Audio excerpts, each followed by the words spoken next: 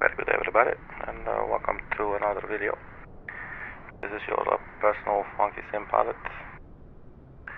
My name is Arkady Gidzenko, and I will be your captain for today's flight.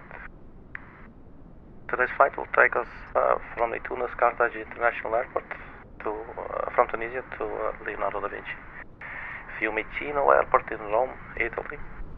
We're using the PMDG 737-600 again. And this time again with Tunisair livery. This livery comes with the package. We're using real world time, real world weather, GSX, and the Aerosoft simple traffic tool.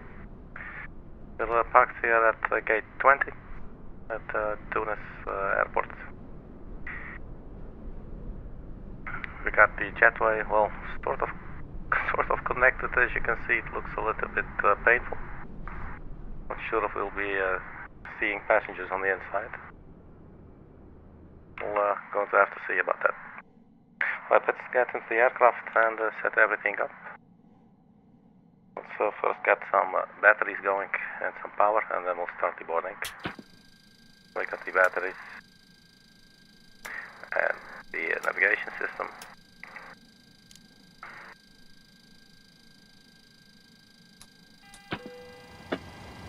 So that's the external power. Local lights, anti-collision lights.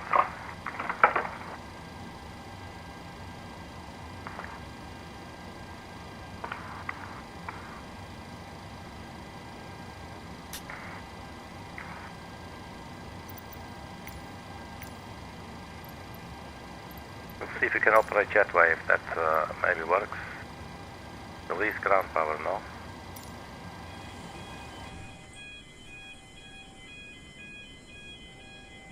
Just curious if it's triggered by GSX or something, if it might, I don't know, hopefully connect a little bit better. But probably just reach the end of the arm anyway, so probably not going to work at all. So we'll see that in a little bit.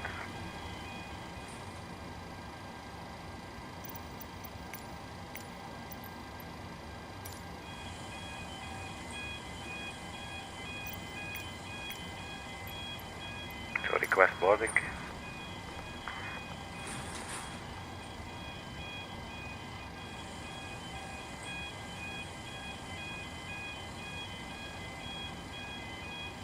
So the weather 110, 10 knots, 1010.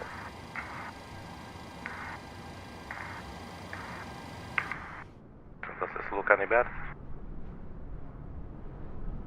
It really doesn't. Boarding requested.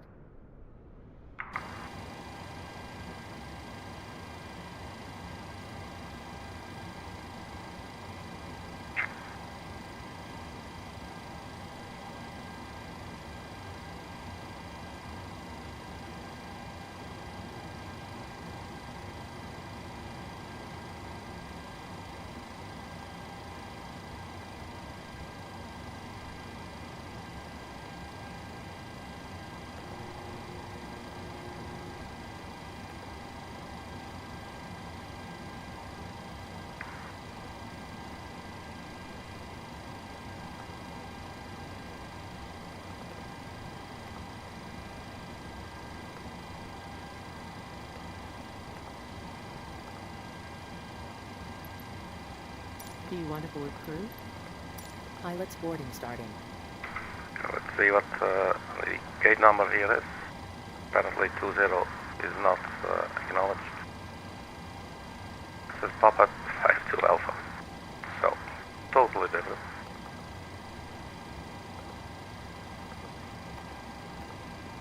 Crew boarding starting. But at least it finds it.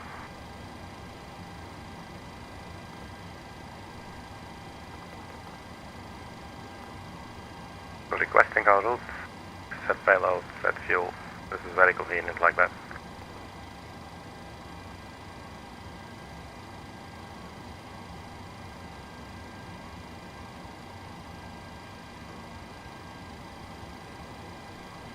So we load it up. In the meantime, getting the flight deck ready, get some lights going. Let's set our squawk code.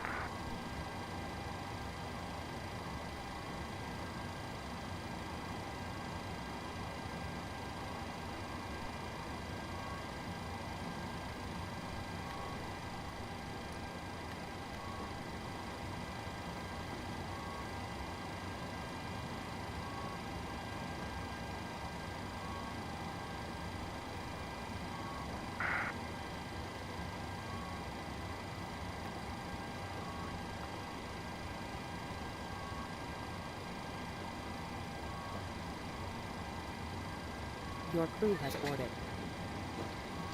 Passengers boarding starting.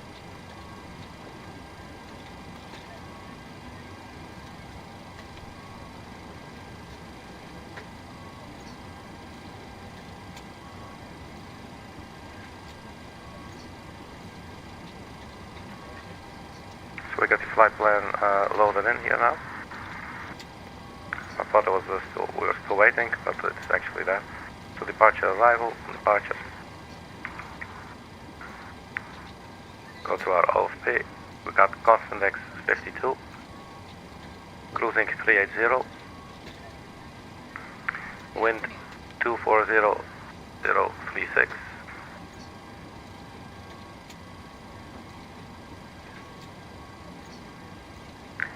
Then we got block fuel 6.3 and final reserves 2.8.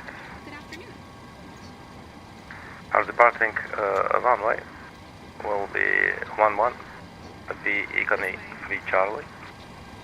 So runway 1, the ICANI 3 Charlie, no transition, execute, index. Our arrival is going to be runway 16 left with the ESINO 3 Bravo. Good afternoon.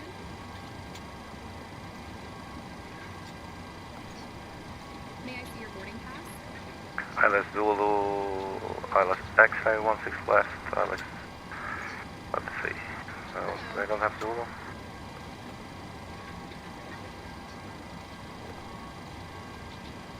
ILS X-ray 16 left, and the ESIN 3 Bravo, let's just double check. The ESINO 3 Bravo, 16 left. Alright, so that's in. Execute. So we got our entire route in here now, totally from A to B. We'll take off. Runway heading 109er.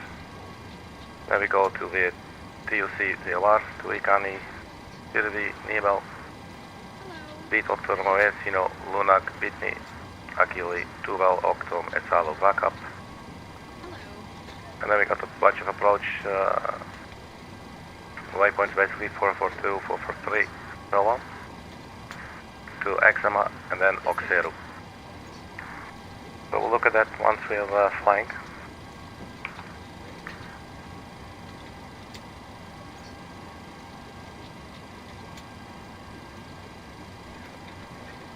Good afternoon. So we got the route, we can get our zero fuel weight through here. So the planned fuel was 6.3. Reserves, I believe, 2.8. 2. Yeah, we could say 2.8. Round it up a little. 2.8. The cost index was 52. Now we had cruising 380. Then the cruising wind was 240. Welcome on board. 036. Transition altitude 6,000 feet. Well, let's have a look. It's probably correct. Transition altitude 6,000. So this is our departure route from Tunis, Carthage. So let's see.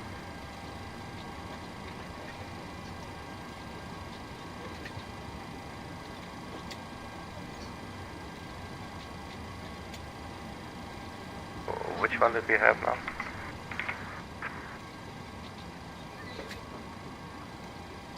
ICANI 3 Charlie out of 11. So 3 Charlie, it's this one.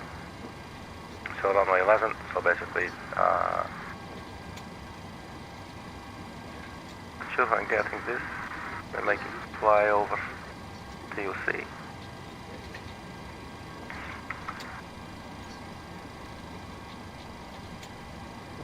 We can go ahead and execute this, by the way. Let's go to the next page for a bit. Go to UC ICANI. Boarding pass, please.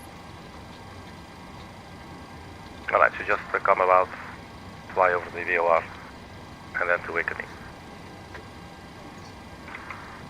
Boarding pass, please.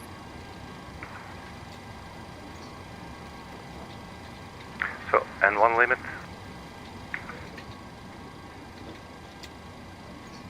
Can wait for the boarding to have finished, maybe. Can do a bunch of other things in the meantime. I believe the QNH was 1010. Hello.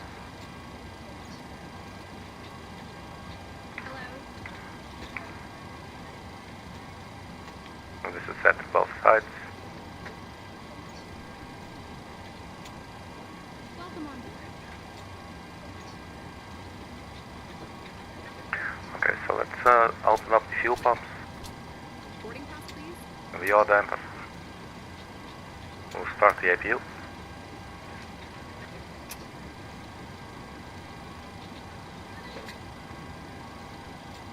We should have the fuel on board now. This is again showing something I do not like very much. I'm more used to the other one. And that's my preference. So PMDG setup, aircraft, Good afternoon. I believe it's displays.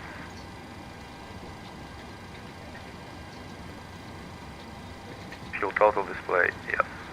There we go, so 6.2. Hello.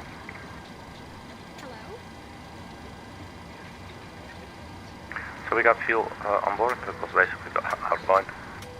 Oh wait, let's leave that on for a bit.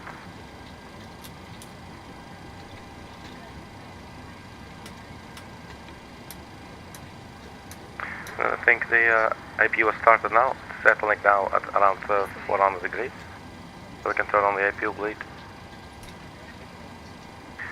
And then we set the cruising altitude, 380. And what is our current altitude? Boarding pass, please. Sea level, so we can leave that to 0. So that has been dealt with as well. So 78 out of 120 passengers on board. We do hear them, but do also see them. I believe this door doesn't open in the 737. Welcome on board. So maybe we do definitely see them. That's pretty cool. Welcome aboard, everybody. Good day, man. Boarding pass, please.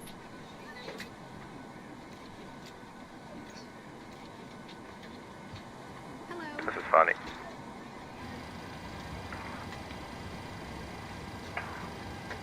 Good afternoon.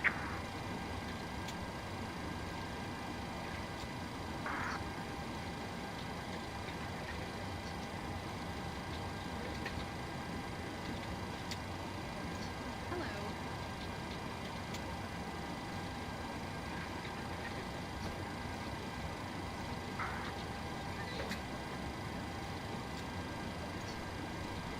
Welcome on board.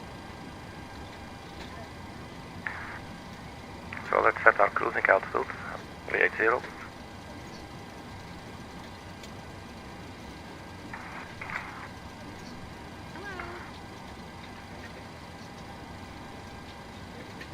We can turn on VNAV and LNAV.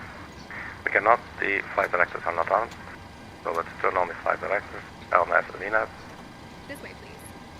I can set 250 knots in this window. Hello. Auto thrust armed. Good afternoon.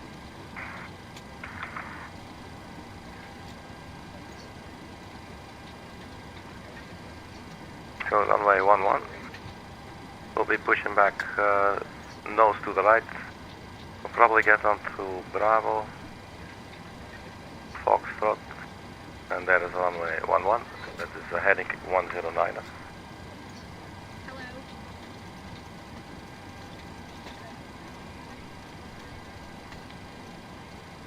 May I see your boarding pass?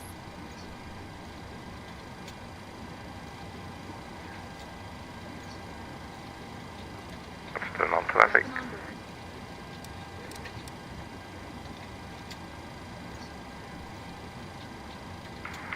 what's the weather at our destination? 150 at 9 or not. Welcome on board.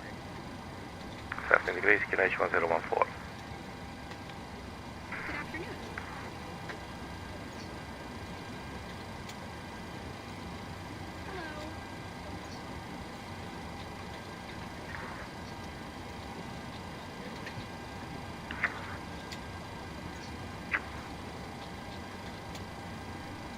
Hello. Hello. Alright, boarding is wrapping up.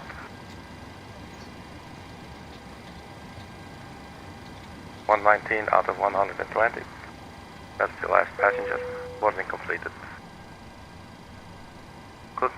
That means we can go. Let's turn on the APU generators and disconnect the ground power and release it. The ground power release.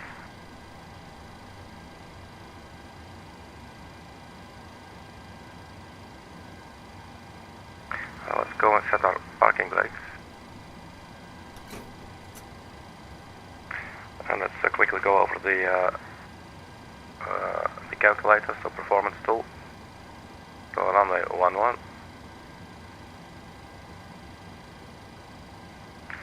So we got takeoff 50 degrees, trim 6.35, flaps 1 give us 87% of M1, V1 128, rotate 129, V2 134.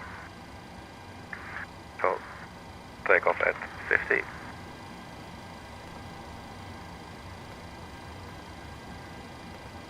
It's giving us 87.7 for some reason.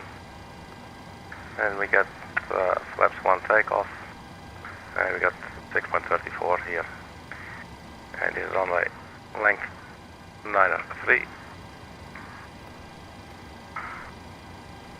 128, 129, 134. So that is the setup complete.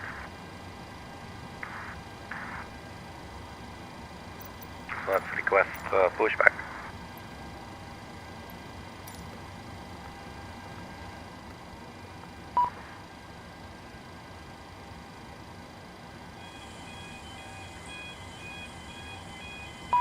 So closing all doors. Looks like it's closing. But as you know, you might see opening somewhere. For now, it looks like it's behaving. Let's go ground connection, remove chocks.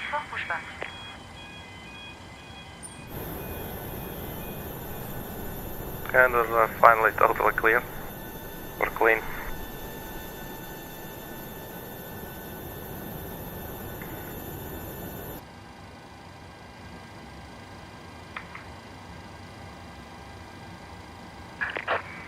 So push back, nose to the right. And we'll get out of the apron area here via Bravo, get onto Echo.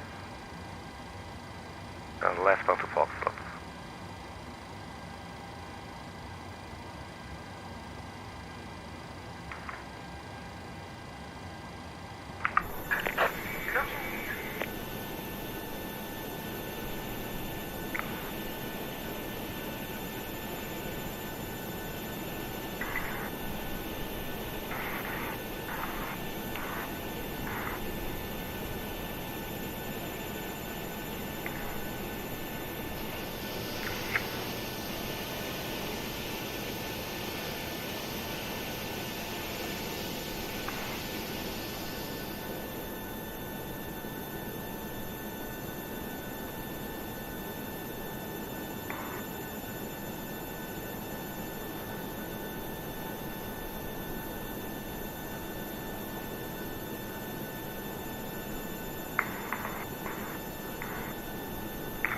Stand by 1 second.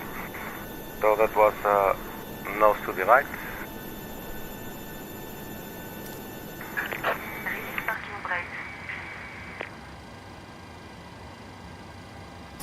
Parking brake release.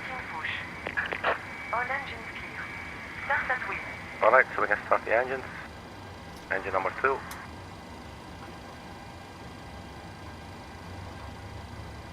And let's set our trim for 6.63.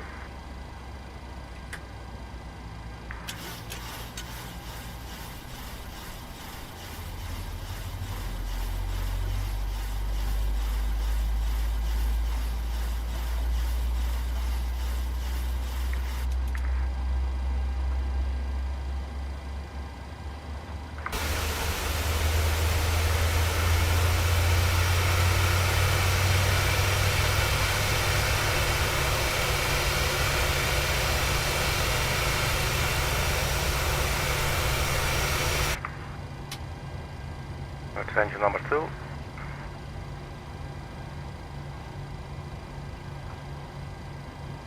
Then engine number 1.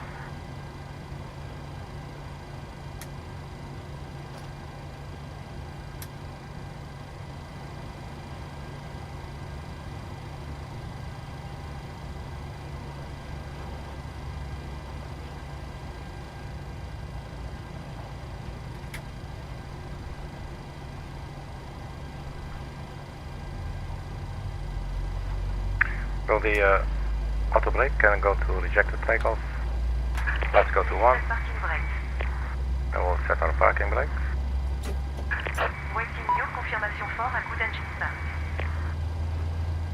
So before takeoff, flaps, green light, stabilizer trim. So we set this the trim of the aircraft. With green lights on the flaps. Flaps 1, we have RTO. We need to verify our takeoff speeds. 120, V1, 128, rotate, 129, V2, 134. Okay, we can confirm the engine starts as well. Cockpit to ground. We have a good engine start. You can disconnect.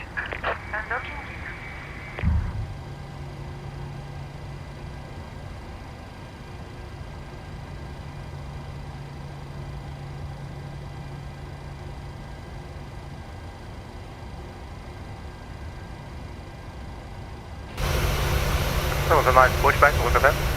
Alright on the line.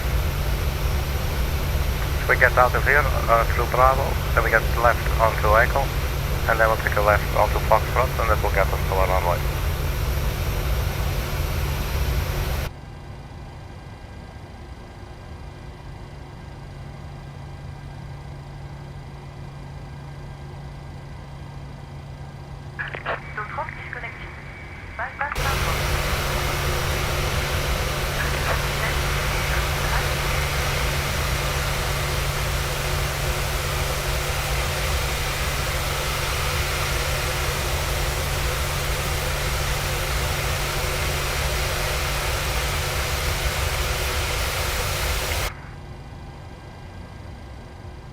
Where is she? There she is.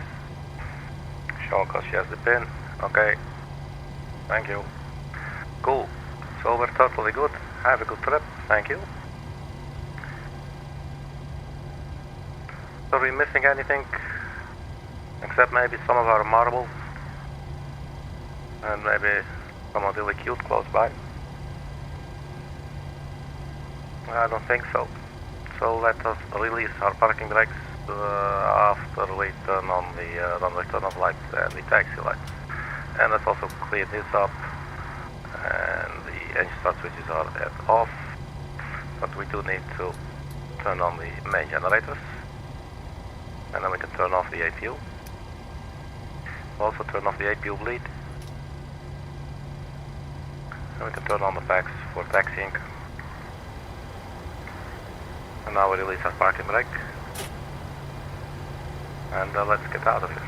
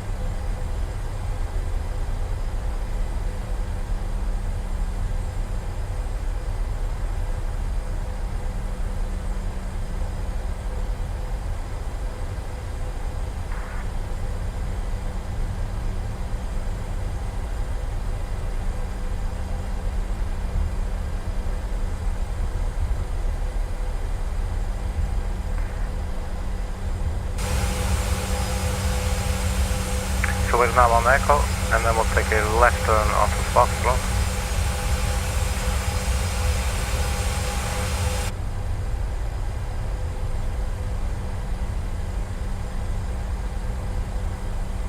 We are on Echo.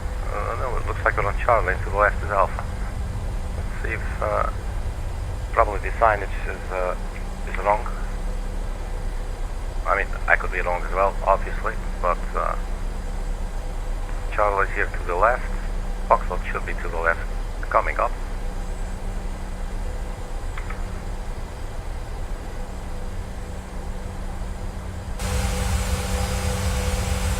So that's a little bit wrong. It was on the chart saying Charlie is this, and Foxtrot is this one. But we will take a left turn here, because we need to do it. Doesn't matter that it's called differently.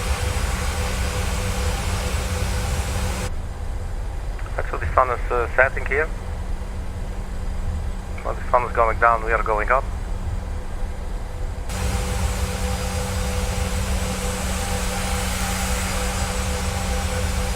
And I guess we can get on the runway here, so let's just do that.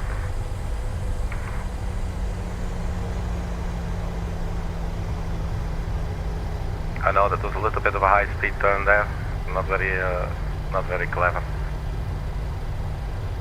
Let's turn on the landing lights. Oh wow, you can turn them on all in one go. That's the very first time I see that, or maybe I did long ago and totally forgot. But that is so damn convenient. I'm going to do this one more time. Let it line up first. We'll just tell the tower that we need a minute. Parking brake set. So you're telling me all this time there was this little thing, and you can just click it as well to get in. That is so cool. How do I do this purposely?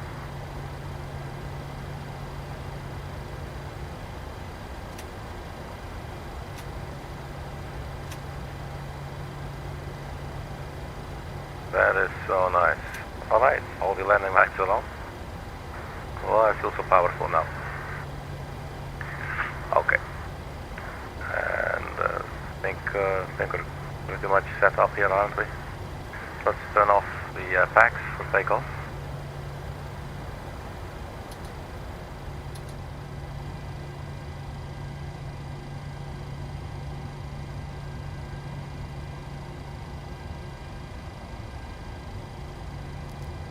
Start the timer.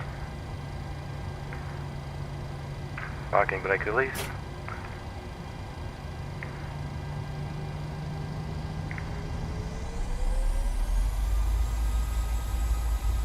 And takeoff thrust set.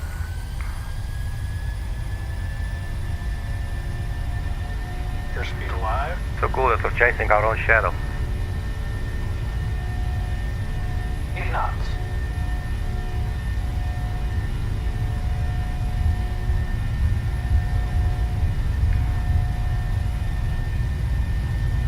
So 128 to 129, rotate. Up to the right. Positive rate of climb. Gear up.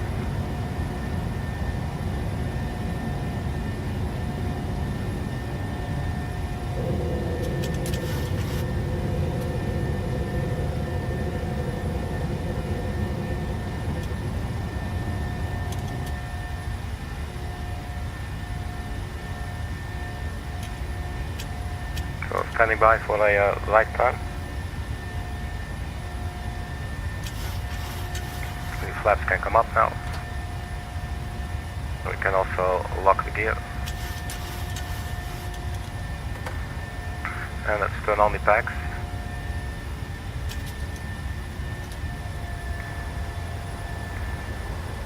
So here's acceleration altitude, nose goes down. And let's take a right turn.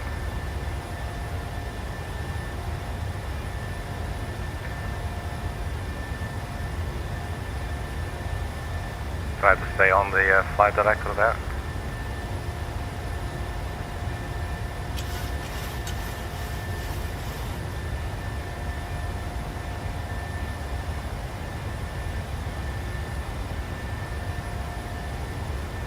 So definitely hands fly differently from the Airbus, for instance. In the Airbus you just say, I want to go a little bit more to the right, and then you release the stick. And here you can release it, but it's different. The Airbus, you're basically demanding a certain output of the aircraft, and that's simply then just executing it. And this is more like mechanical, I believe.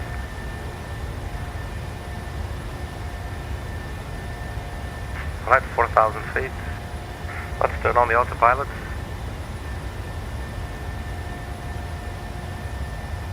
PMD on, and one on VNAV speed. Alright, so we can turn off the auto brakes. Let's have our after takeoff checklist. Engine bleeds are on. We turned on the packs. They're on auto now. The landing gear is up and off, and flaps up, no lights. So that's after takeoff checklist complete. We can turn off our runway turn-off lights and the taxi lights. Let's look outside. Just leaving Tunis, Carthage.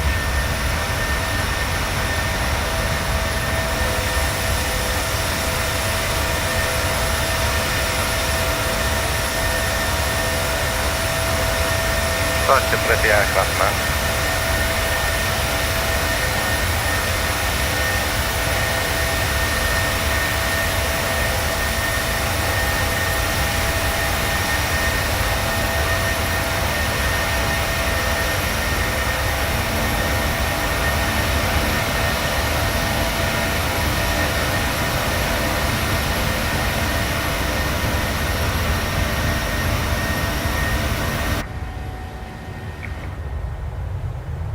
That's a pretty nice sharp turn. Look at that.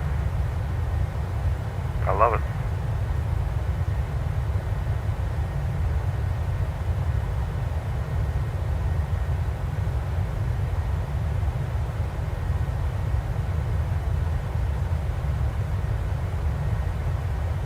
Let's get back to the flight deck, see what's going on. We've passed 6,000, so we can go to standard pressure now.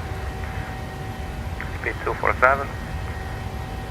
Almost at 10,000 feet. The nose will come down and we'll turn off the seatbelt signs. Let's increase the range on the navigational display. And then we'll set up for the arrival. It's not going to be a very long flight this. Alright, 10,000 feet, nose dropping. We can release our passengers.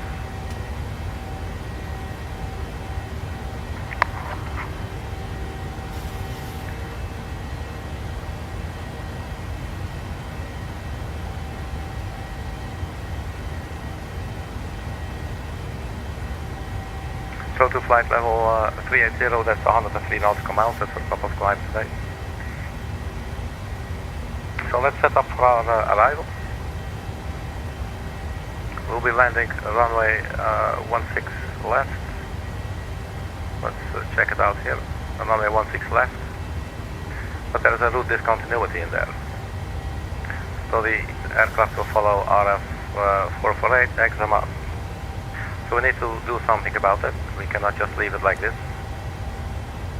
So this is a typical Rome RF arrival with all these RF, these waypoints, zigzags like that. It looks a little bit like a mess, so let's zoom in. And then see what can we expect. We're not going to have to go through all of them, but we'll have to see a few at the left there. So after XMR, there is nothing. And then we need to go to Oxeru. So how do we do that? XMR and Oxeru. We could just say, we'll just glue them together. Press Oxeru, paste it there, and we'll put a straight line. And I think that might be okay. But it might be that this is quite close to the airport.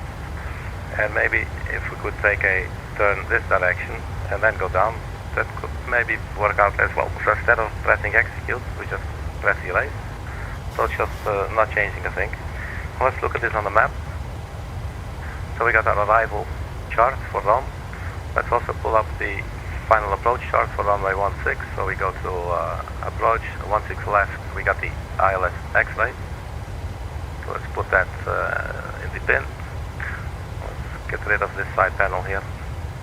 So we come again, Arkady, Turvalok, Tom, Solo, and then we got this whole RNF procedure, and then finally Exama. So where's the airport? It's around here. So Exama. If we now look at the final approach chart,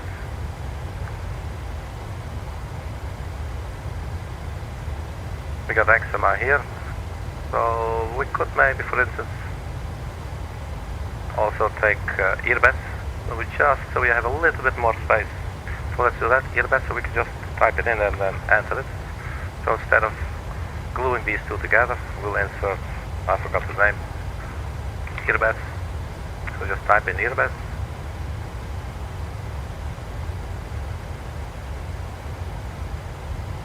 Irbes, and we just put it there, and you see it creates this with the dashed line. And if we then say, well, we'll like it, we can click execute. We don't have to just yet. We can also get rid of this gap by pasting Oxaru onto it, like the first idea was. And then that removes that gap. Then execute, and then now this is actually part of the flight plan. So the aircraft will follow Exama, then Irbes, then Oxaru, and so on.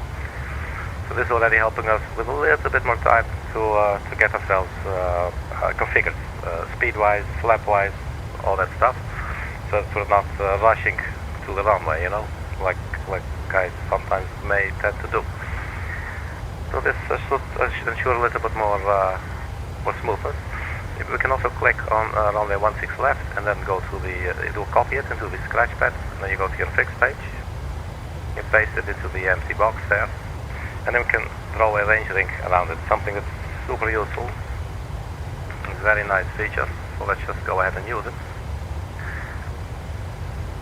So we can see the glide slope will start at 7.8 nautical miles from IFLL, that should be our runway identifier, ILS, 159 degrees, 108.1, and that's it.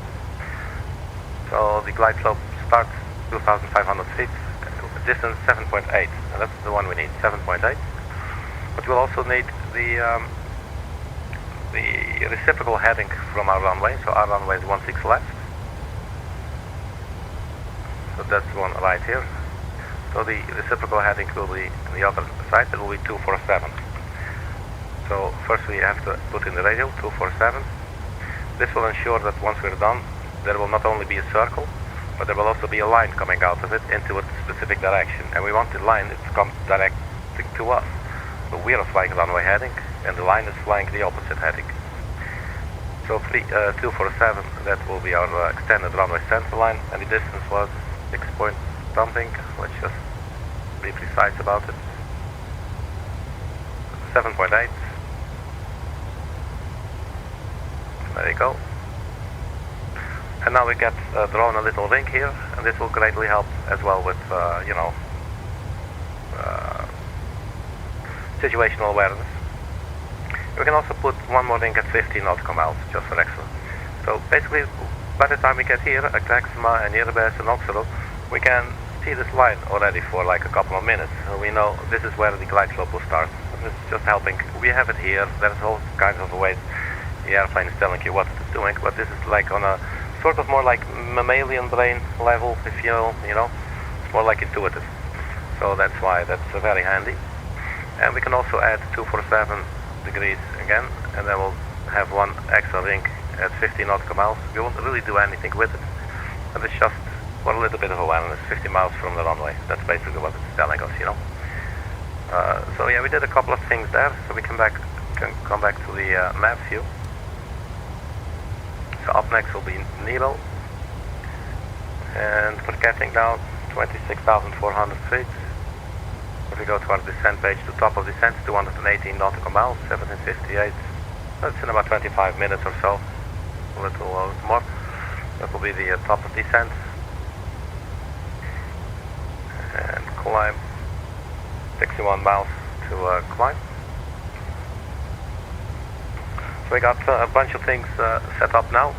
We're not totally done for landing. We could see that there was the runway identifier, for instance, and it had the IFLO, and it also says the runway approach heading and the frequency, so 108.1. We dial that in. 08.1. So the aircraft knows to which frequency to tune the radio. That's tuned to ILS 108.1, and then we can turn the put the approach heading 159 us into the window here. 159 us. There's two in the aircraft. There's one for the pilot flying, one for the pilot monitoring. So we have to enter it in both.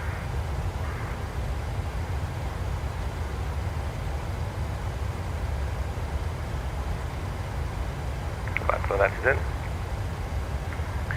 We're pretty much set up really actually for the ILS. We do not have a V-speed yet. It's a little bit early, but we can have a look at it. If we now were to land and we choose flaps 40 degrees, that would give us a speed of 128 knots. We can put something there for now, but we will have to check that later, because we will lose some more weight from flying. So the aircraft will be a lot lighter once we land. It's not a very big flight, so I'm not expecting a lot of changes. This could maybe go down to 127, 126. I would not expect it to go down any further. So it won't be too many changes, but that gives you some idea. So 4.9 is our fuel now, and if we go to our progress page, if it accepts my clicking, we're expected to touch down 1830 with 3.5 kilograms of fuel left. So we're about to, we still have to burn like, what is it, 1.4 or something. So 1.4 thousand kilograms less, and that could maybe affect our final approach speed ever so slightly. You know, it's not a lot. It's not like we're doing a long haul and already like calculating our, you know, approach speed, but that's sort of, I guess, part of it. So 128, so we at least have something. And this is also like one of the checks on the approach checklist. You know, they have everything set up, so you have landing data, VREF, you got your minimum. We actually do not have our minimums yet. The minimum is the decision height. If you do not see the runway from that height, visually, even though you're on ILS, you must perform a go-around. Or that's how I understand it. So we can go for 98 or 100. It doesn't matter too much. You'll just get a call out. So radio, you can choose either radio altitude or barometric altitude. So the barometric altitude would be 114, and the radio altitude would be 100. The radio altitude means actually 100 feet measuring straight down from the airplane. So that I always prefer that, so we don't have to, you know, subtract and all that stuff, keep some stuff in my random access memory, but just, you know, use something so I can use my brain to think about other things, you know. But yeah, that's me. Okay, so that's it. We got the radio altitude as well, so that's the minimums that they were referring to here. We do not have to check this whole checklist now. It's not time yet, but this is basically the part of the setup, and the approach briefing that we're doing now is basically part of the approach checklist, pretty much. So we got our rest speed, temporary for now.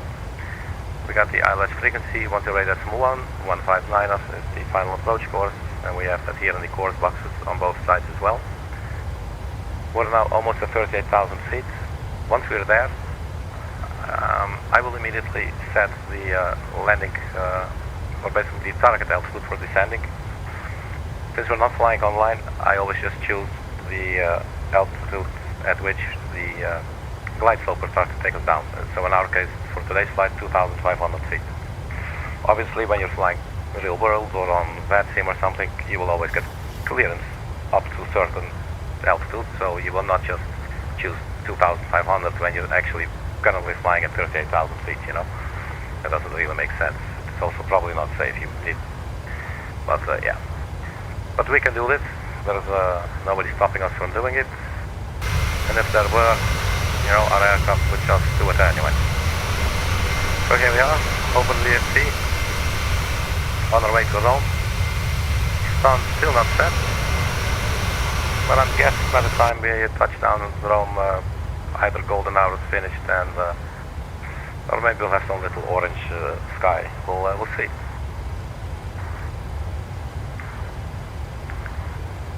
So anything else for us to set up? Well, we can also, it's always smart to check like where am I going to exit the runway. You know, in simulator when you're just on your own it doesn't matter, but when you fly maybe online, you know, and there's the social element to it, you don't want to, you know, you want to make waves, you know, just follow along and don't upset anybody. Yeah, so you want to keep the pace going. Try to adapt. So 16 left, well, fairly easy. Probably exit, vacate to the right. There's no other option. And then the main apron area is around there. So exit to the right. Probably be careful not to get onto the other runway.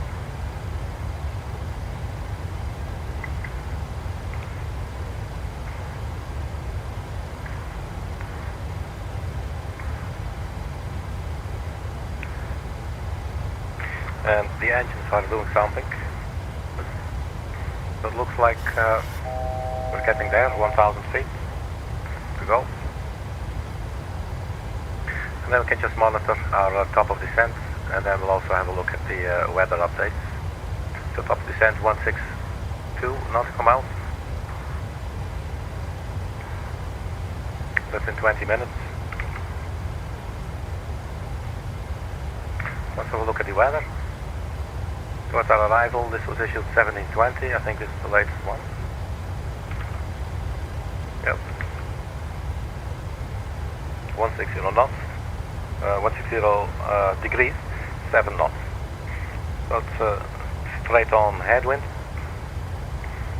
but the direction varying from 130 to 190. 60 degrees.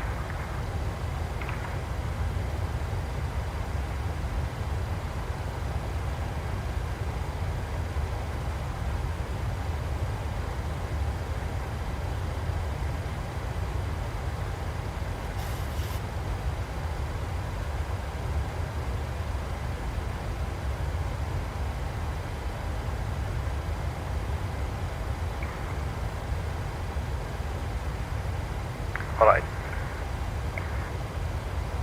So we're at cruising altitude now.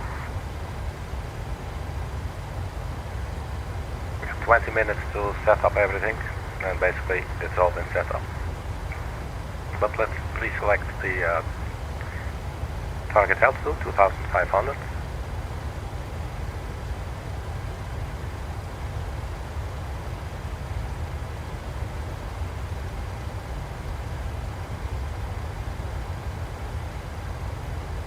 There we go, 2,500.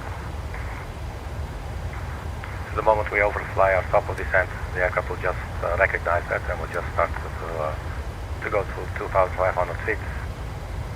And in the meantime it will stop at the altitudes where it is not allowed to go lower. But here we are on our way to BETOT, 107 nautical miles. So our QNH was 1014.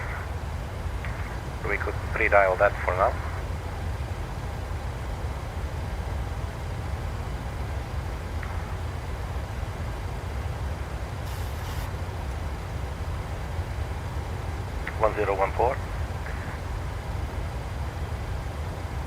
I forgot to turn on the TCAS.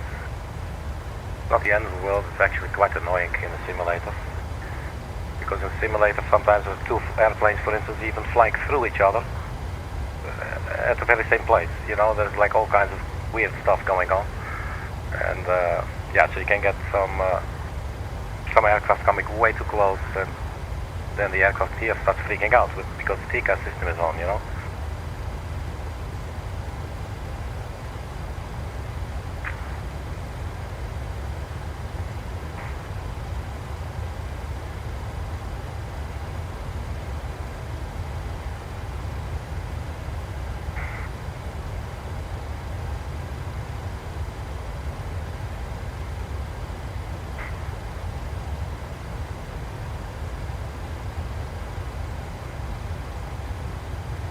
So about 15, 17 minutes for the descent.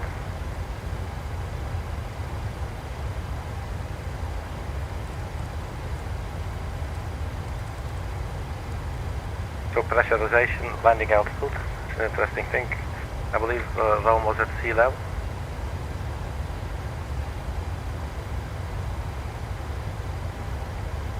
Yeah, that's 14 feet.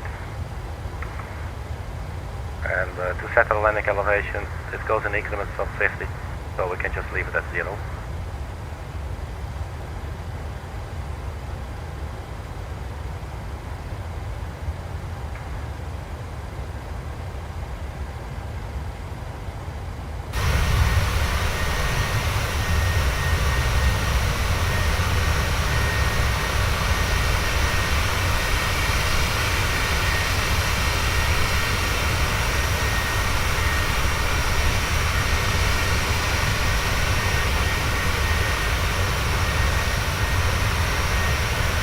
Cool, you can actually see a little bit of the sunlight coming through the other window. Whoa.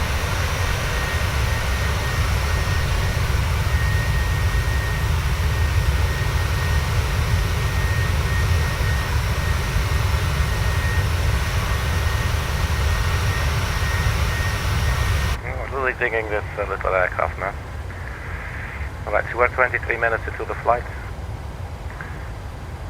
So you can see the cruising time, 23 plus another 15 or so, you know, it's not even an hour. It's a really short flight.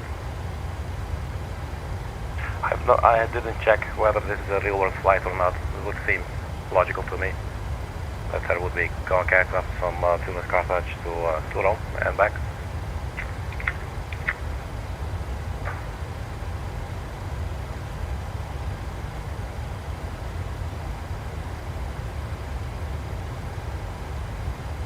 Then setup-wise, we have the course. We can have a look at the go-around procedure.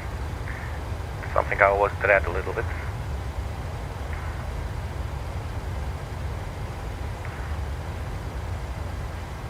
Not sure it shows here. Well, let's see what it says.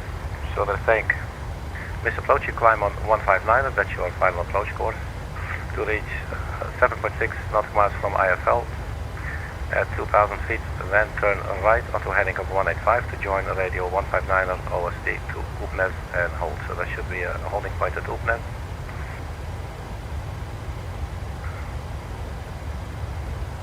To 159 to Oepnes, heading 185. So that's this bit here. Ah, okay, so we missed approach fix. There you go. This inset. And then there's Oepnes.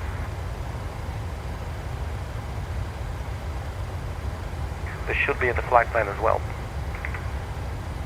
Let's go to our next page. If we click previous, we're now at 1 of 6, so we'll just go to the 6 of 6. So that's a little bit quicker, especially when you have a lot of pages. Let's see, Oxford runway. So this is basically expecting us to land here. But if we don't, it will see that we don't, and it will immediately switch to basically this bit of the flight plan. Then it goes, hey, you need to go to 2,000 feet. There's a waypoint there called 159 Hotel.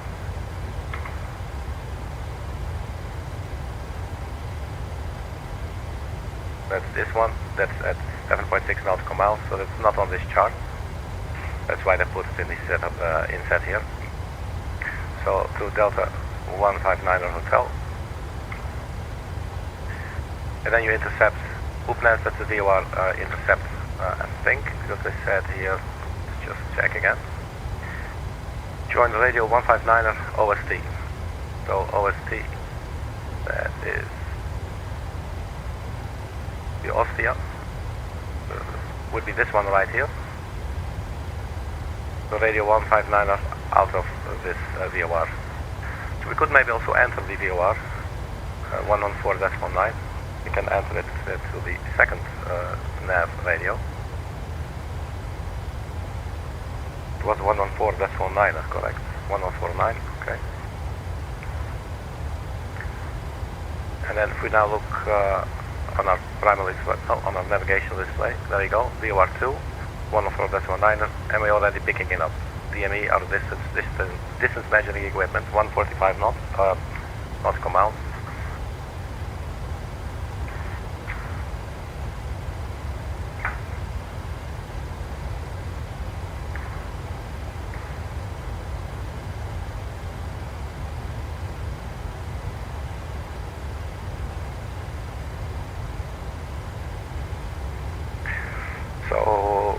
So what was I saying? Got a little bit sidetracked there. So to Delta 159, and then there's the intercept openness, and that's basically so the OST is not really on here. It's intercept 185 heading. Let's see what that looks like.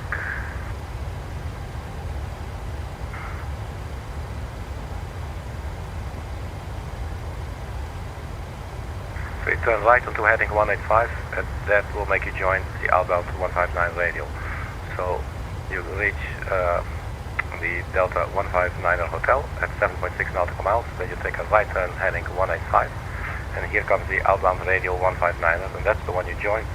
If you want to fly it on VOR, this is the way how you could do it.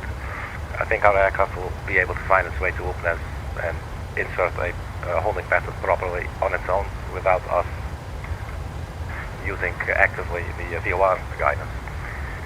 And I think if we go next page, no, the holding is not on here. Well, actually there is hold, so there's a holding programmed in, and we can go to the holding page, and we should be able to tweak this. So left turn or right turn, for instance, and this looks like it would actually. This looks weird to me. It looks like when you come on this radio, you're actually flying against the stream. It would seem to indicate that it's actually a left-hand pattern. I'm not really sure how that would actually work out. Maybe I'm not understanding it completely. Inbound course and direction 339 left turn. So that is the radio and everything. So there's a whole bunch of stuff that you can put here, like the leg time, like how long should the entire, how long should one leg be, those kind of things. But I'm not very experienced at all with those. But yeah, that will be our missed approach procedure.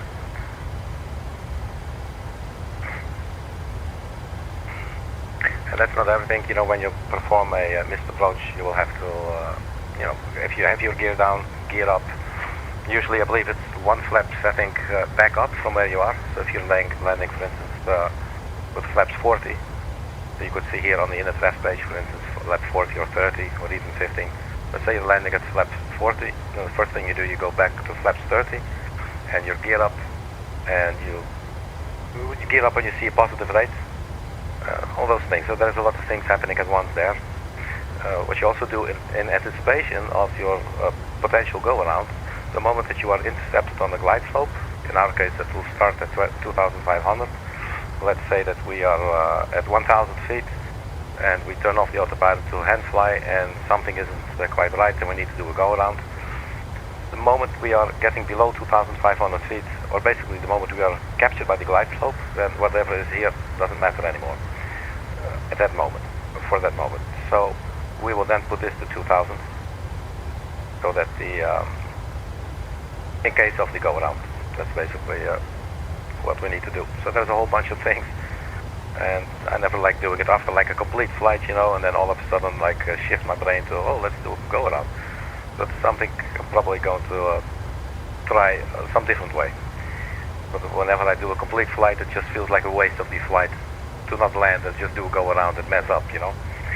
So that's why I'm not too experienced with it, and honestly a little bit intimidated because there's a lot of things to do, but at the same time, you know, here we go. I mean, flying ILSs now as well, so who cares? So anyway. So what we're looking at, 8 minutes until the top of descent, if we're still on schedule. And we are, 58 nautical miles, the top of descent there, coming really close.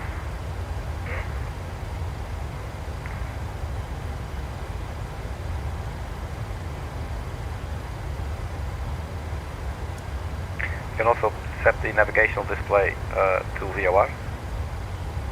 It's now complaining use mode /nav frequency disagree, because I think it's the leading the one here. See.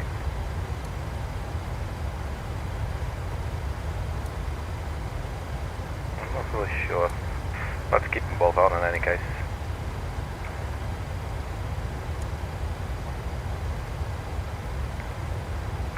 Let's do another weather check before our descent. 1720, 1750. So if it's a half-hourly update, then it would be issued at 50, which would mean that we would get it around the hour, like 6. So for now, we'll just go with these numbers, 1607 knots. It's nothing too bad.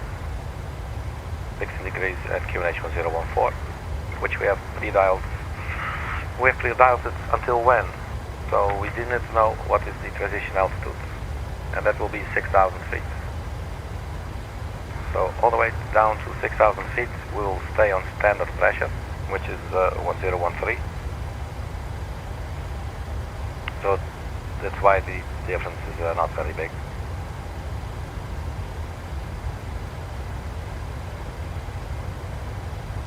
Right, so anything else we can do to prepare? We're pretty much obsessively prepared here. Pressurization and landing altitude. For landing altitude, not really sure what this means. I mean, pressurization, you set the landing altitude, or not really sure. But that is what we did. Recall, we'll check the recall. We'll set the auto brake. We can do that now. We'll set the auto brake to 1.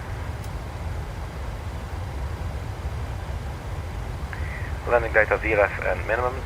This might be an interesting time to check the VREF speed. We were on the page a couple of seconds ago. You can see now there's 1 knot of difference because we burned some fuel. We're now down to 4.1. I believe we were at 4.9 when we checked this earlier, so 800 kilograms of fuel ago. And our VREF speed dropped now, so the least we can do is just copy that and paste it there. So that gives us a final approach speed 127 plus 5 for the wind correction is 132, and this should be on the legs page. 132 at runway 16 left and at FL 16 left.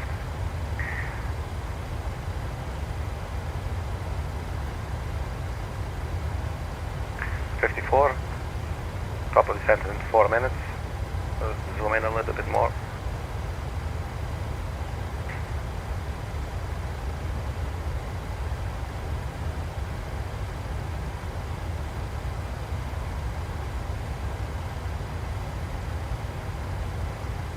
We also have our VREF speed here, 127. So we need to add the 5. When looking here, we need to add the 5 in our heads. But the FMS has it, as you can see here in the FMC basically. Auto brake landing data VREF minimums. We got the minimums and approach briefing. Well, we pretty much briefed our approach. So let's check the recall, see if there's anything there. There's nothing that wants our attention. I think that's basically descent checklist completed. Pressurization to landing altitude, recall was checked, auto brakes set to 1.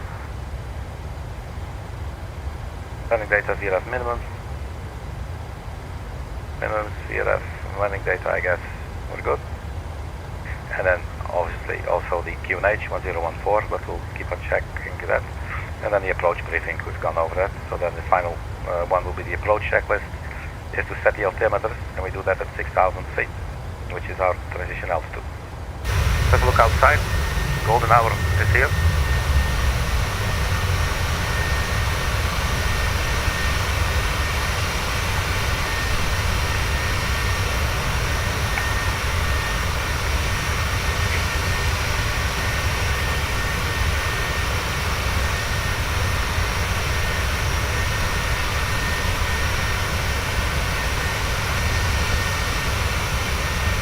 In about 30 minutes from now, we should be landing. So by the time the sun probably has set. But it's a really nice picture. We got some more traffic there as well.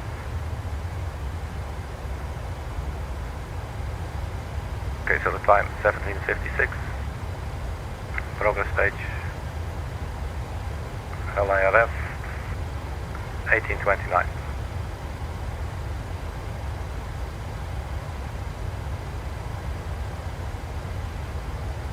In about 33 minutes.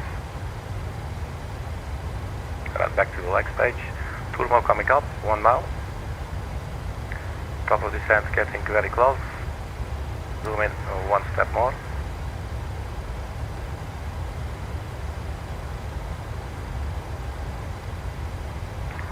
And then in about 3 minutes we'll see if there is a weather update.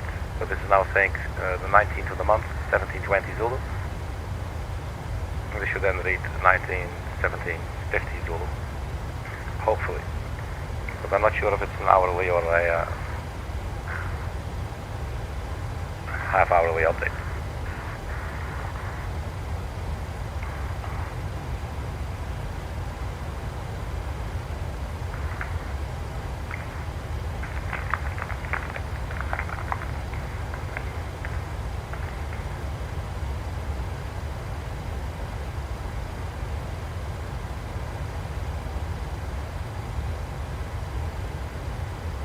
Alright, so it's 58 now.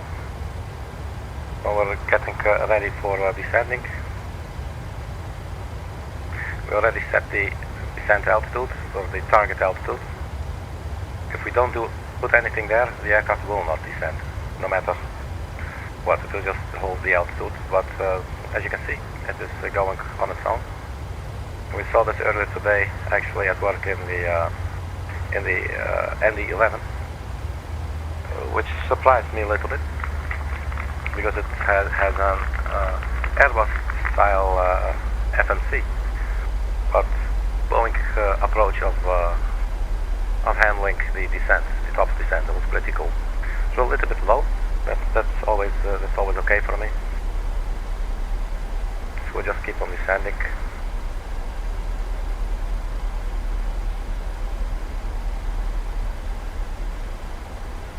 Touchdown should be in 31 minutes. 1829.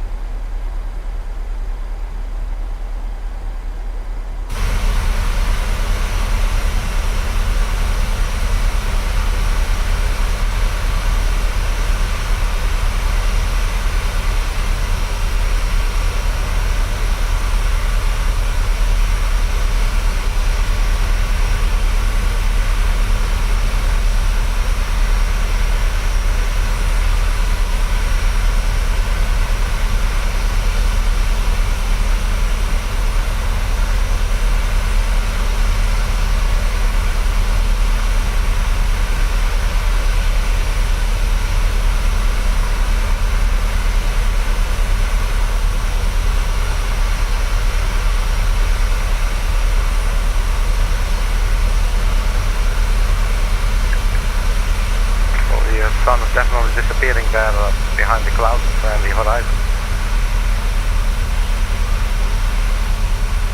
Beautiful color.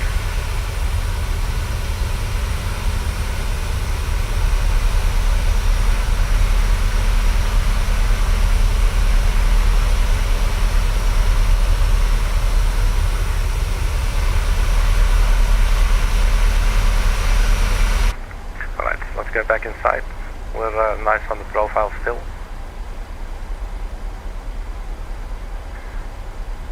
In 3 miles we'll be at ESINO. We should be below flight level 270.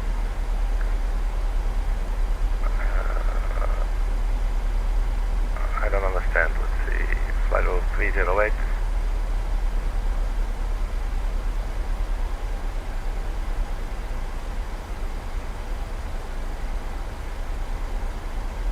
Alright, on the way to Lunak.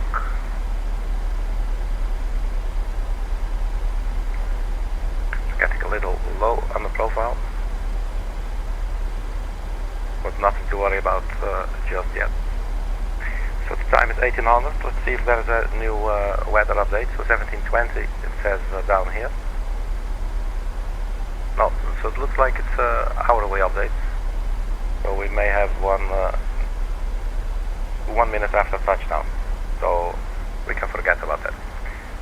So 1014, we'll set that once we are at 6,000 feet, so that's in a little bit. Still have to go, get like 23,000 feet to go.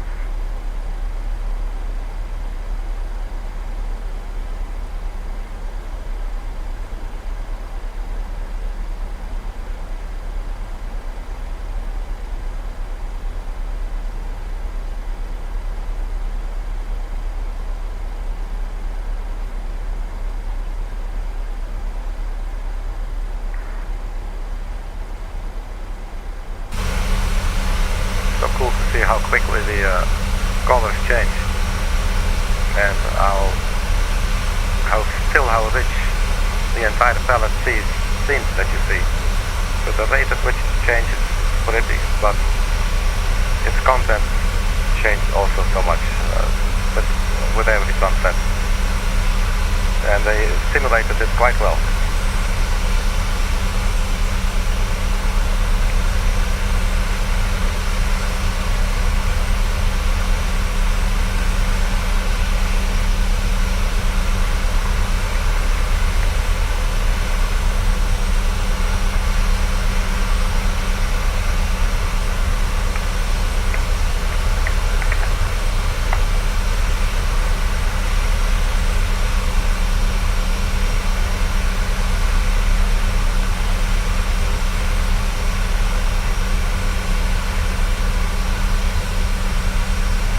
Nice dramatic picture. Right, let's get back to the flight deck instead of getting all romantic up here. 26,200 feet, 1803. So I guess it's about time we strap in our passengers. So but we're not at 30 degrees, are we? No. Okay, no, well, and we don't need it. So let's leave it at 25.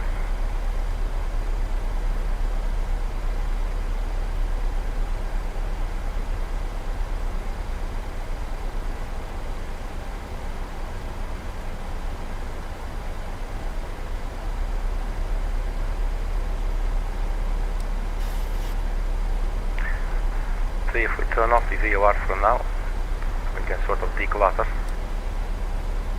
because we had now two radio lines going. And we don't need the VOR, but we have it here on demand if we need to. So this will declutter a little bit. So let's see.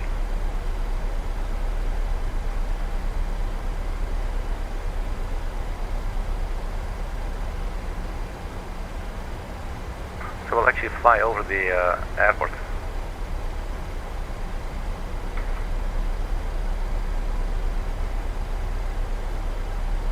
There you go. We're flying straight over the airport. Arkady, Tuval, Octon, Airsalvo, and then there's the whole RNAV thingy. And then from here we'll get our we got our waypoint for 16 left.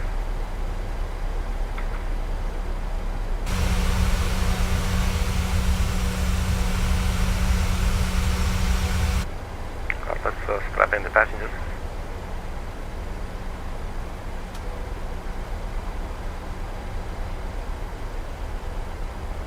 Ladies and gentlemen, this is your captain speaking.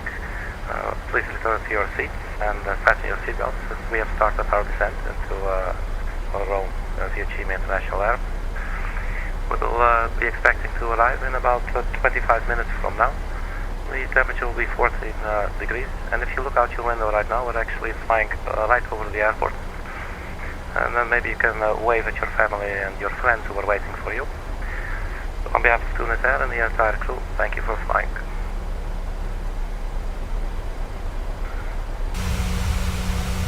So that's cute. There's our airport.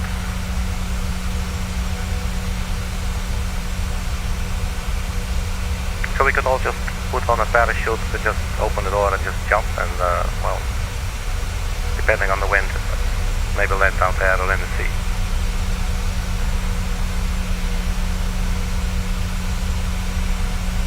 So this is Rome, looking very pretty, with a little bit of sun there. Very romantic. 22,000 feet.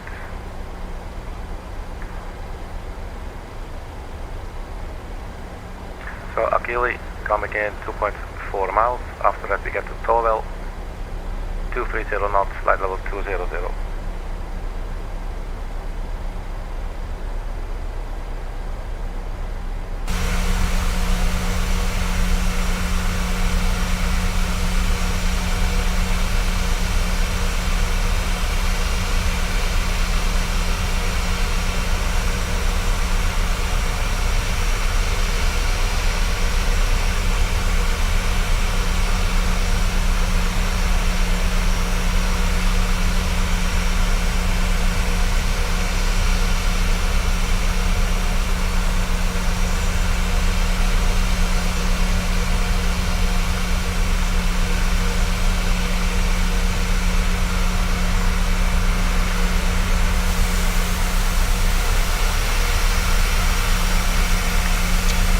Alright, I need to screenshot that. That just looks pretty.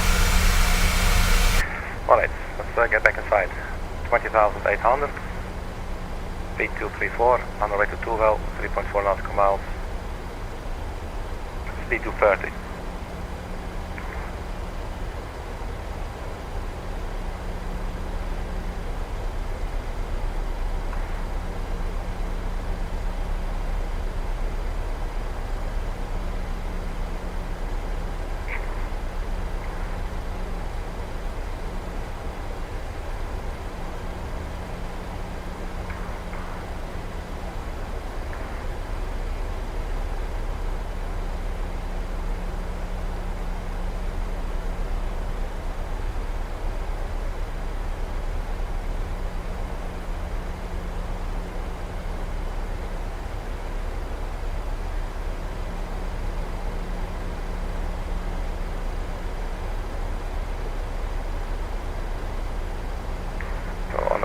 Octom, Esfalu back up, and then we got the RF waypoint. Usually what these are used for is to actually keep traffic separated, so sometimes they might just clear you. Let's say you're coming here or here and they'll just clear it to that waypoint. But if they can't and if it's too busy, then this is a way to keep traffic separated. So it gets more easily controlled.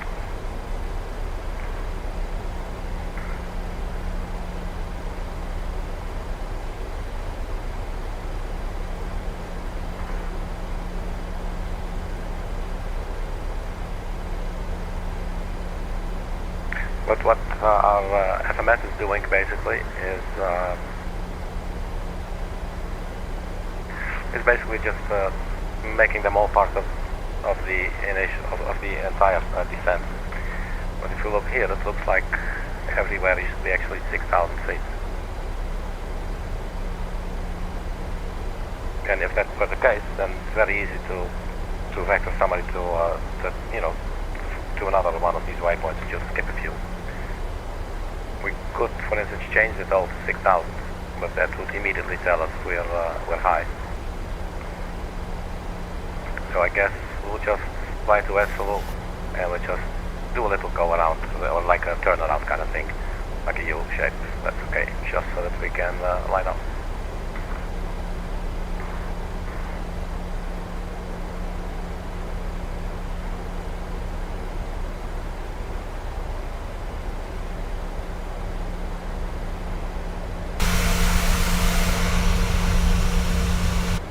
We see traffic there.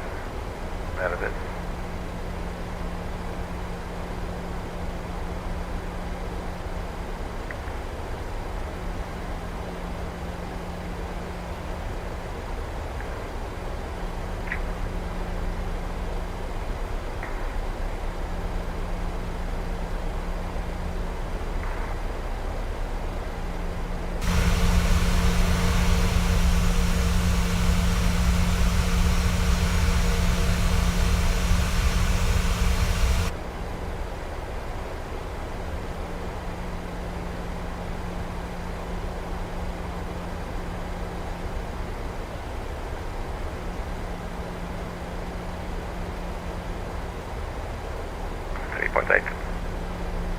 Kilogram, and yeah, the final approach speed down by 1 other knot, 126 knots if we choose 40, which we do.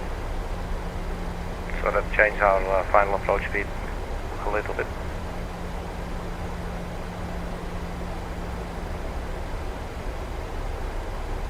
To 131.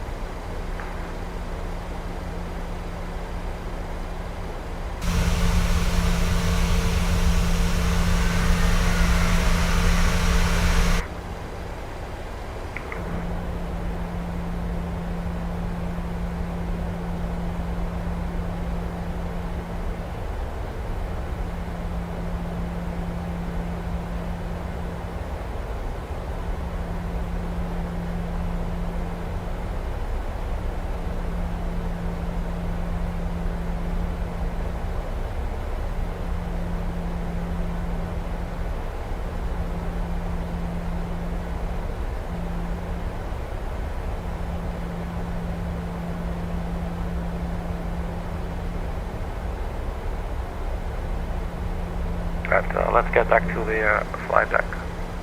14,000 feet, we're still on profile. My free cam mode to work. 14,000 feet, on profile. Speed 213 knots.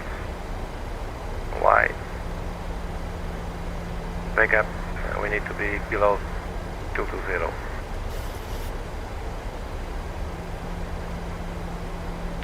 And I just realized earlier, for some earlier waypoint, I was reading below and it said 270 or something, and I figured we need to be below 270, but at flight level something.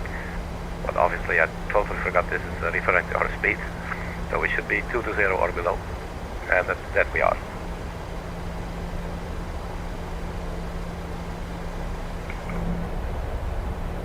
So 30,500 feet.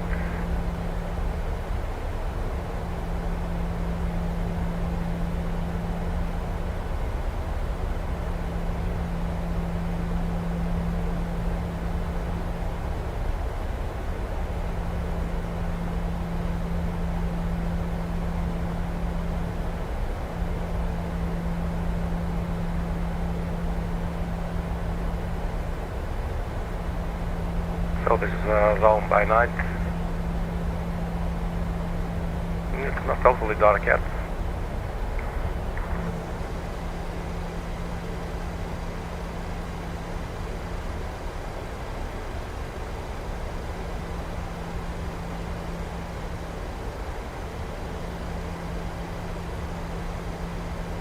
Right, so 12,000. So basically we're using this entire route just to lead off our altitude, really.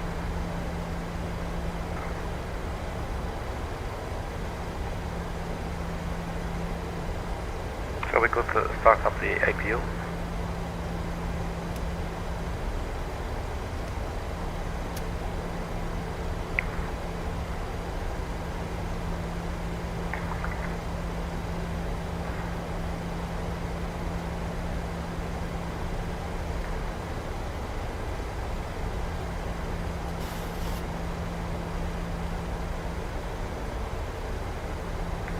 So the EGT should start to rise now.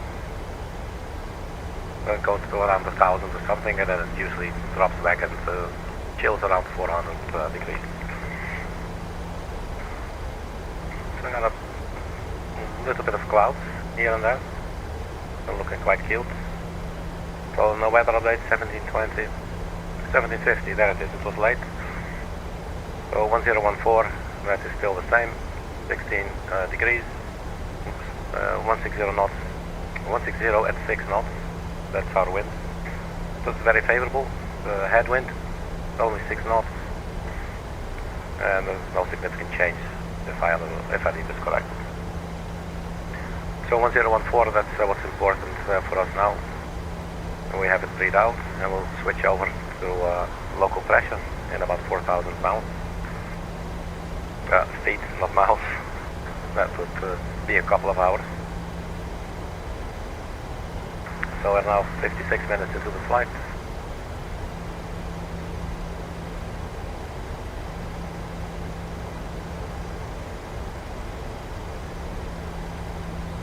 So let's turn on the landing lights. What we could see earlier.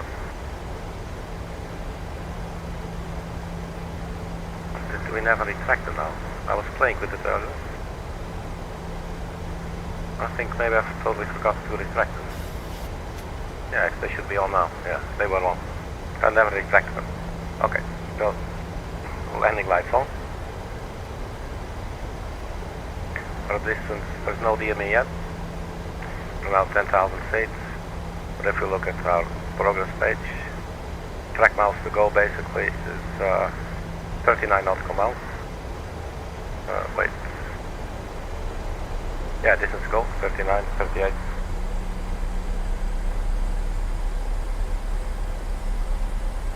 So 126 knots will probably be our final approach speed. Our final approach speed.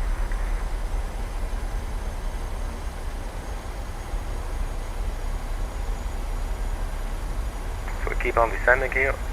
Very good. And the arranging that we saw earlier, they will come into play in a little bit as well. Like if we zoom out a little bit, Now here we know we're 50 nautical miles. It usually wouldn't matter too much, but right before that we'll have some maneuvering going on, so it's, you know, so then it's nice to sort of know where you are. If it's just a straight line from like 40 nautical miles, it doesn't matter all that much, you know.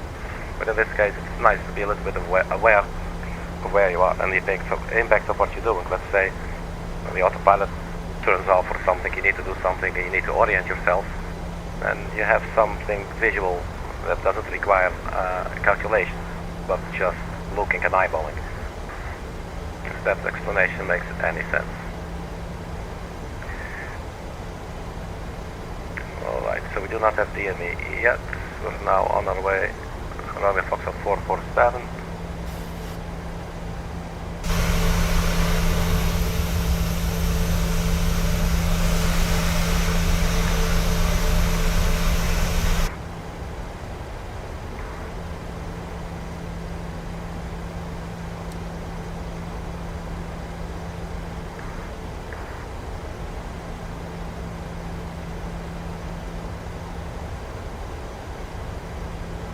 Speed 203. It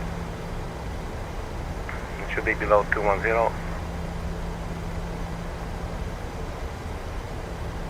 8,000 feet.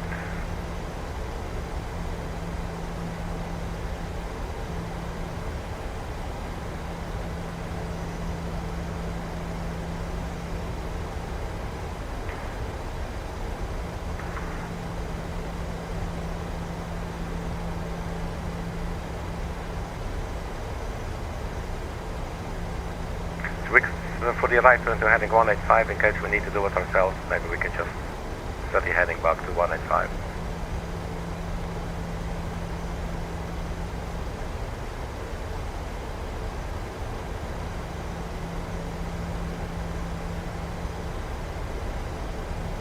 Because sometimes there's not a lot of space between the initial fix and then the point where you start going down. I would prefer, for instance, if this point was actually here, and we'd take a right turn now, instead of later. But that's me. I guess I have to get used to things sometimes changing a little bit faster. There's nothing wrong with that.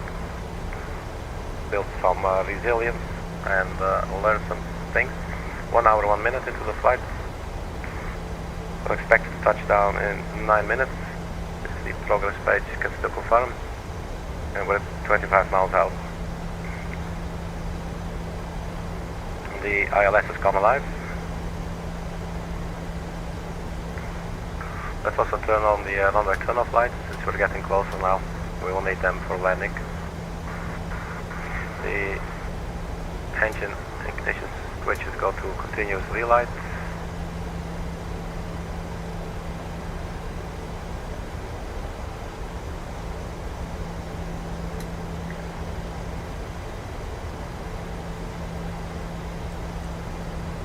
Approach altimeters at 6,000 feet, basically now. Let's do it right now, that doesn't matter. Okay, so we're below the glide slope, that's good. So approach briefing completed, and then the landing, or checklist I should say. Landing engine start switches to continuous relight, speed brake armed, we'll do this on final approach. Landing gear down and flaps green light.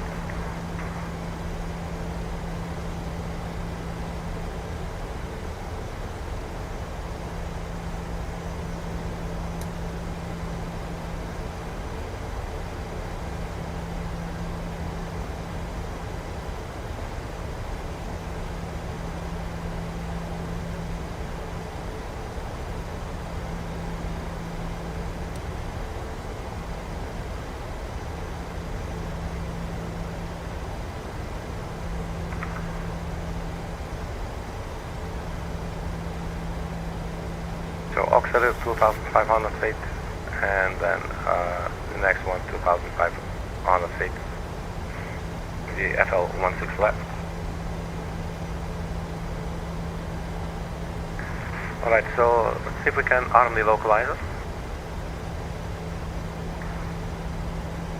Localizer armed.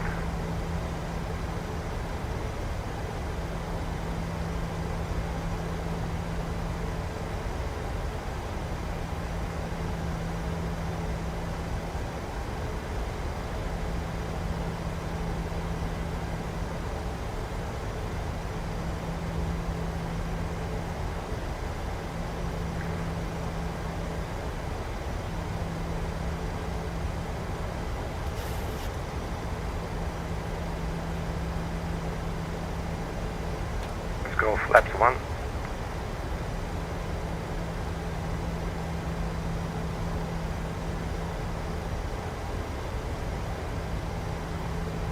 US in 121 nautical miles, speed 191. Localizer capture.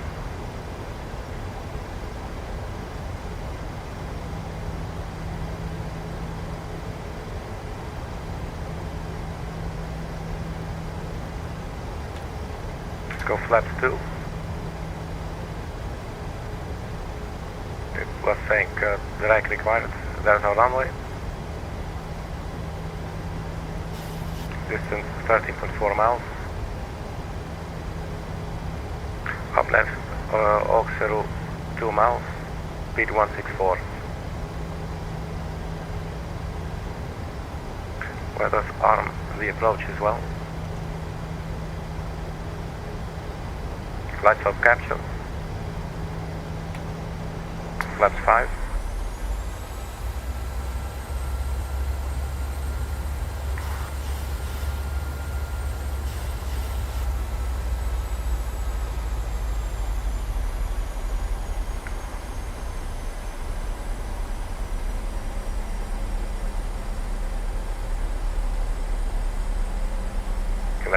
DME.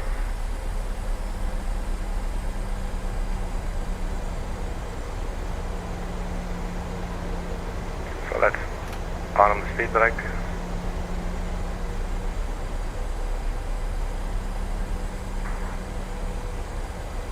Just go to flap 5 speed now, to 155 knots.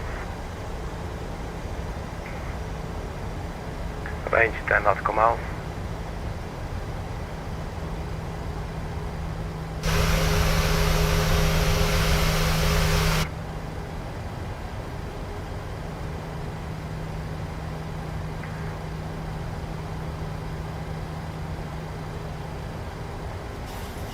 $2,500 feet. Let's drop the gear now. We're a little far out, but let's see if we can extend a little bit. I'm always afraid of getting like a high-speed approach at the last end, have to do everything. Let's see if we can push the envelope a little bit.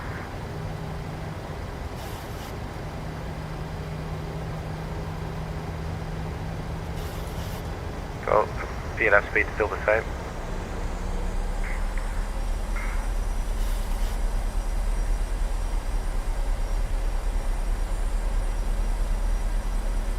So 7 miles, let's drop the gear. 2,000 feet altitude. And let's go flaps 10. Flaps 15. And flap 15 speed.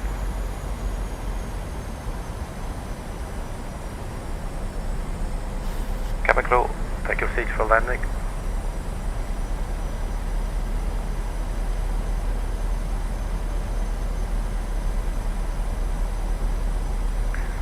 So 5.7 miles.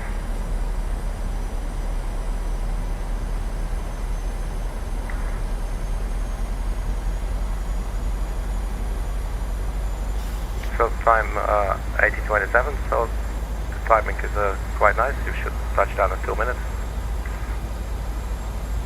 1,360 feet. So let's go flaps full and get to 131 knots, the outer marker.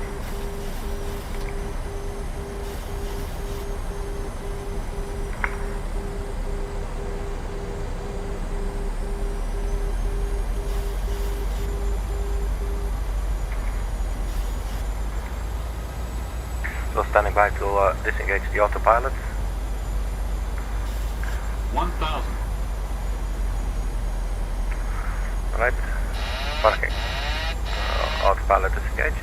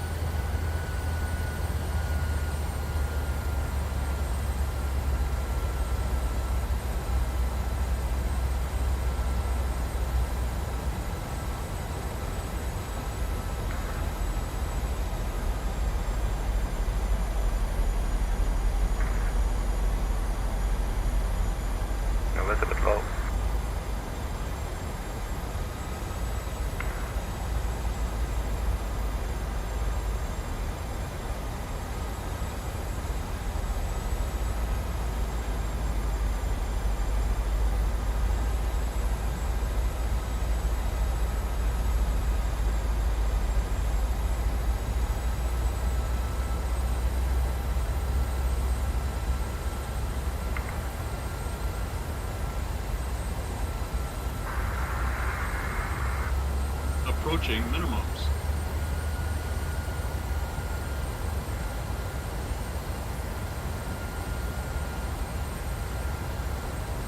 Minimums. Continue. We're landing this thing. 50. 30. Idle. Flat. 20. 10. Touchdown. Nose will touchdown. Reverse it out. So, welcome to Rome, everybody.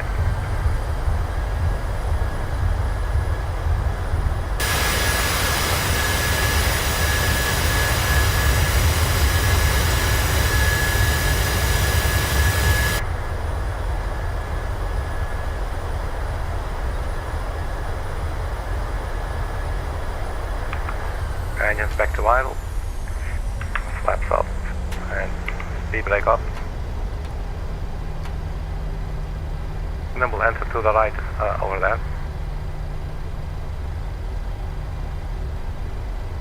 Can turn off the auto brake now.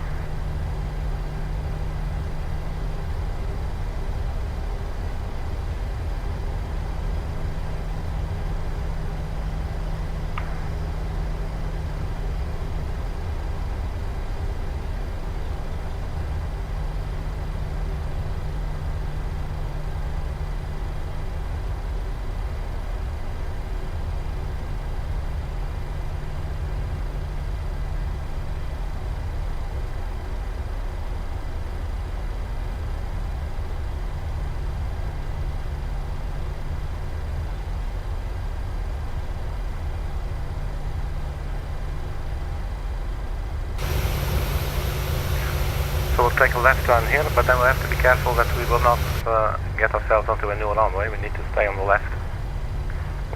After we do a right turn, so we'll have to check that out.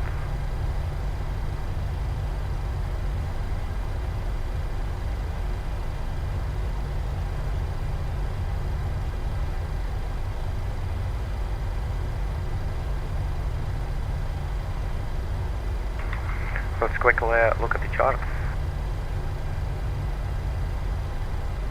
There's no quickly because the program's not working. There you go. Right, let's do that again.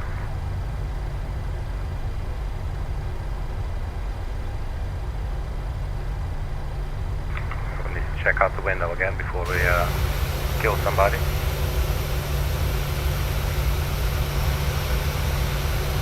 So as long as you stay on the left, we should be good.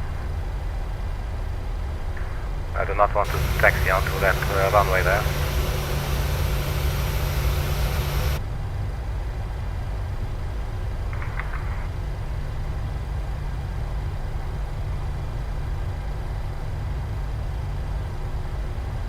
So we'll stay here on Delta, and it will just get us to the edge.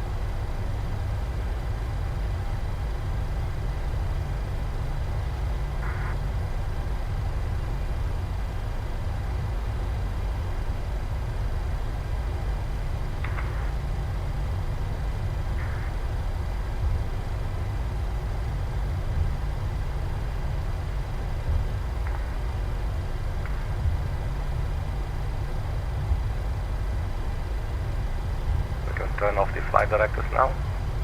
Don't need them.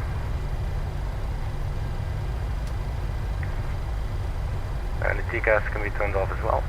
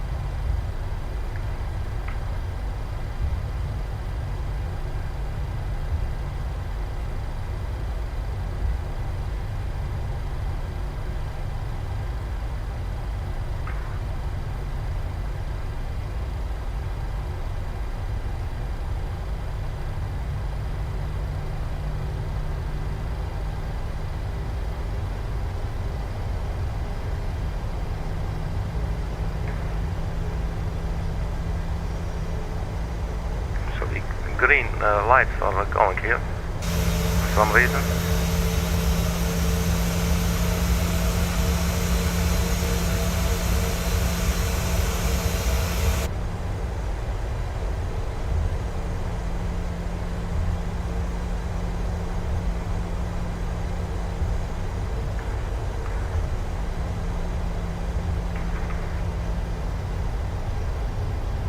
So we passed the fire station, so we can turn left where Papa comes onto Papa, I guess, and then Charlie Foxtrot, or we call Hotel, and then right onto the apron there. We'll see it when we get there.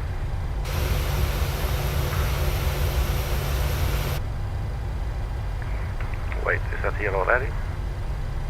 Yeah, it looks like. This is way too dark, man. I don't see shit.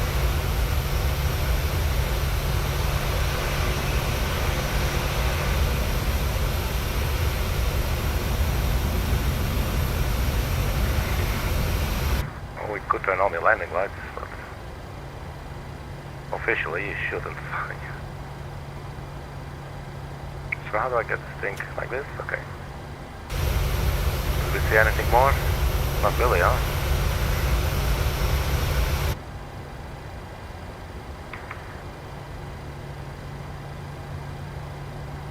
I guess this makes sense.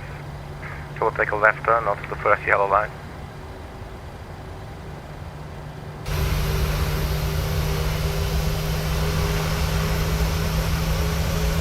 It's crazy how dark it is.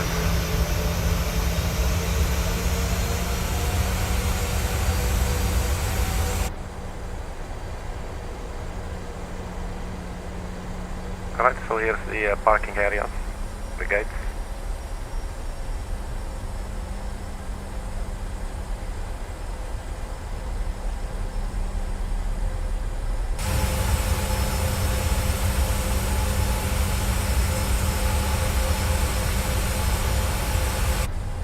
Man, this is pitch black.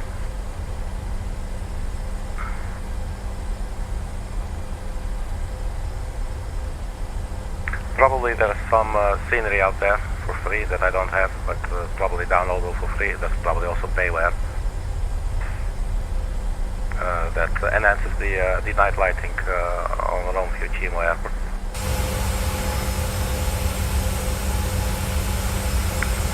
Right now we cannot even see if there's a plane parked. There I can see two tails. It's getting a little bit better.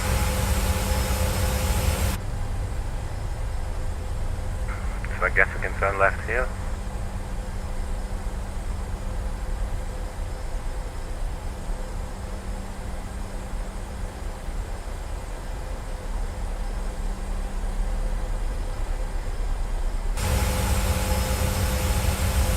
Oh wait, this is not a parking place. But anyway, let's just set her down. We're not going to be using the jetway anyway. But at least we're sort of tucked away somewhere decent, I guess. What is this? I'm not really sure, it's confusing. Anyway, we'll stop, let's set the parking brake.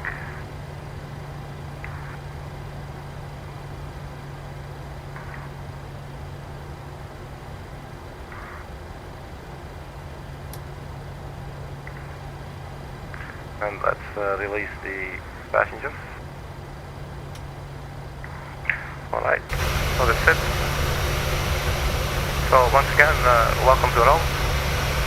We made it in one piece with our 737-600 with the Tunisair livery from 2000. Previously we were flying with Tunisair livery from 2015, I believe, or 2008, a little bit older.